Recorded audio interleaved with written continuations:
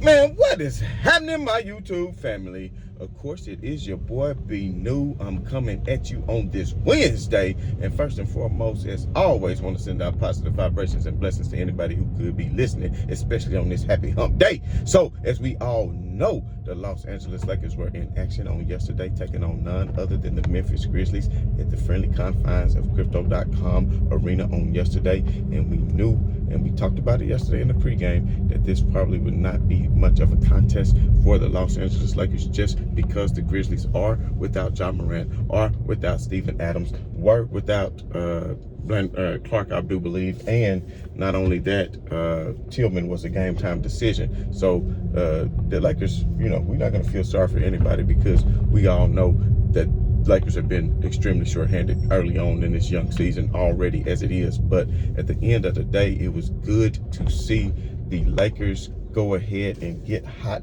from outside and make shots from the perimeter on yesterday, because if you look at it, the Lakers shot 63% from three, which is crazy. So they're making up in one game. Too bad it don't carry over to the next game, but they making up in one game for all the missed threes that they had in the other game. Because just on yesterday's show, we talked about, could the Lakers win a championship, and we were saying if these shooters didn't step up, Taurean Prince, Austin Reeves, Rui Hachimura, all these different players who have historically been great three-point shooters, or at least good to excellent three-point shooters, have been terrible this year. And we talked about how low their percentages were. And then we saw on yesterday people like Austin Reeves come out 4 for 4 from three at 100%. Hachimura 3 from 3 at 100%. And as a whole, the Lakers hit 22 threes, which is tied for a franchise record. So that's saying something, because the Lakers, as a historical franchise, even though, threes have just been more of a thing nowadays within the past decade of a movement to threes, playing the game outside in instead of inside out, which is the way that it's being played currently.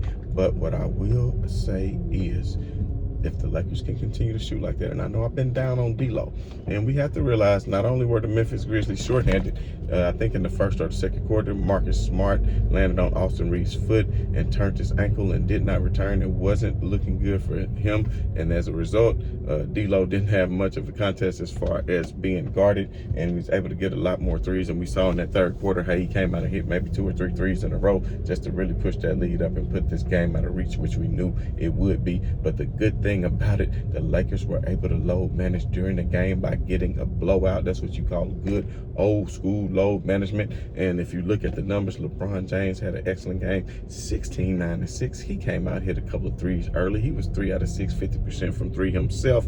Only played in 22 minutes. So that is a good thing when LeBron James only plays 22 minutes that way, because we all know that the Lakers have a second game of a back-to-back, taking on none other than the Sacramento Kings on tonight. And we do know when the Lakers just played the Kings recently, they trailed most of the game, and then they had a furious comeback at the end to tie the game up and go into overtime. And we saw that De'Aaron Fox had even turned his ankle. That was actually the injury that kept De'Aaron Fox out the past week or so, missing all these other games, but he is back now. And we saw what the Sacramento Kings have been able to do, having a continued great record, being one of those contenders that they showed they were last year. Which they definitely could have beat Golden State, I think, last year, but they were a little bit young. And as a young team, you have to go through those series of heartaches before you can just step up to the other side and be able to handle their business like that. You know what I mean? So, shouts out to the to the Sacramento Kings for being able to, turn around the franchise who had been struggling for a mighty long time over the course of the last few years. And, even since the Boogie Cousin years, after the years of Chris Webber and company, we all know was a great team back in the day. And it used to be a good Southern California versus Northern California matchup between the Lakers and the Kings. So we know what Shaq used to call them. We're not going to get into all that. But at the end of the day, I think it's going to be a good matchup for tonight. And it's going to be a good measuring stick for where the Lakers are, even though the Lakers still are not fully healthy and still have not added D'Angelo Russell. Have still not added Jarrett Vanderbilt back into the fold, and we know what he brings on the defensive end of the floor. We know what Jarrett Vanderbilt is capable of doing as far as his perimeter defense. And of course, Gabe Vincent is still out too, so that's another ball handler and another perimeter defender that the Lakers are missing, that they expect to have back. But Just going back to last night, Anthony Davis had a great game as well. You look at AD, 19, 11, and 5. He was 7 out of 11 for 63%. You're talking about D'Lo had probably his best game of the year, 24 points, 8 out of 12, 66%, 6 out of 8 from 3, which is crazy. He was a plus 25 on the floor. Hachimura did his thing, and I think, Coach talked about it after the game. Hachimura had a hell of an offseason. We all know he was one of the main ones who trained with LeBron James during the offseason and was there with him every morning to the late afternoon, putting in that work not only on his body but on his shots as well. We know that Hachimura was the highest three-point shooter percentage in the playoffs on last year, as we've already previously discussed. But if he's capable of doing that in the playoffs, we know he's capable of sustaining that over the course of a regular season to help the Lakers go ahead and get to their championship aspirations. Because I'm telling you, with the Lakers' length, I don't give a damn what anybody says. When you have length, then you can give other teams matchup problems all day long. And we saw that on yesterday against the Memphis Grizzlies, because Anthony Davis controlled that paint. The Memphis Grizzlies was too scared to go into the paint. The Memphis Grizzlies shot how many threes yesterday? 53 three-point attempts, man. 53 three-point attempts. I think they might have shot more threes than twos on yesterday, which is not even much of the Memphis Grizzlies identity. And then we saw Anthony Davis be Mr. Tough Guy too, which that was good to see. I think it was Odama that he put to the floor, because Odama kind of hooked his arm and AD tossed him down to the ground. It is what it is, man. I don't know if y'all saw the clip of LeBron James mic'd up when he was, I forget who it was who flopped, when LeBron threw him to the floor. He said, "Come on, man, I'm strong, but I ain't that strong. You falling out like that?" I thought that was pretty funny, man. LeBron James always is a great listen to anytime he's mic'd up, you know what I mean? So at the end of the day, another great victory for the Lakers, man. But I do want to touch on another game just for a brief second, and that of the Golden State and Minnesota game. And it looks like Minnesota pulled out that victory just like they did not too long ago. I think this is the second victory of the season over the Golden State Warriors, and Minnesota is looking good. We know what Anthony Edwards has been capable of doing. We saw Draymond Green had him hyped up the other night and talked a lot of cash junk, and then Anthony Edwards went out and did his thing. But on this game in particular last night, I'm not sure how Rudy Gobert and Clay got caught up in what they did, and he ripped Clay's jersey and he kind of got him by the neck. So Draymond Green came out of nowhere, and this is what I like. I don't know if y'all know about this, but down where I'm from, that little wrestling move right there, he put him in what you call a reverse heavy Chevy.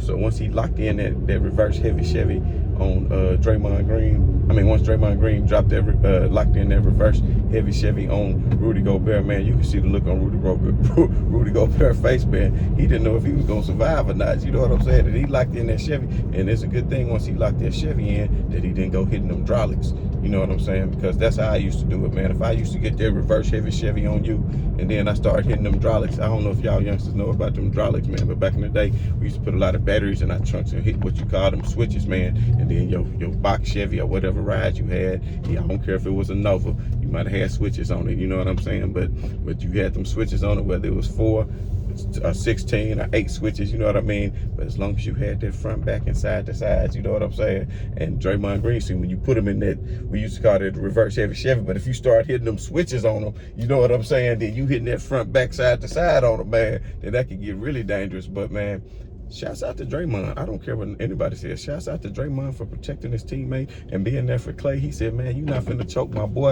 I'm gonna show you what a real choking is like. You understand me?" And he went in on Rudy Gobert, and shame on the Minnesota Timberwolves for not defending that guy like that, man. Nobody even threw a punch and let him out. I'm letting you know right now, there's a few players in the league, including that of Rondo. I'm telling you, even little Rondo would have seen that. He would have started throwing them blows. I think Westbrook, he'd throw them blows. You know what I mean? There's certain players that's not going to allow that, man. Talk is real cheap, but at the end of the day, man, he was choking that man out like old boy did in Baby Boy, man. I know y'all seen the memes going around here. If you ain't seen the movie, watch the movie, youngsters. It's a classic.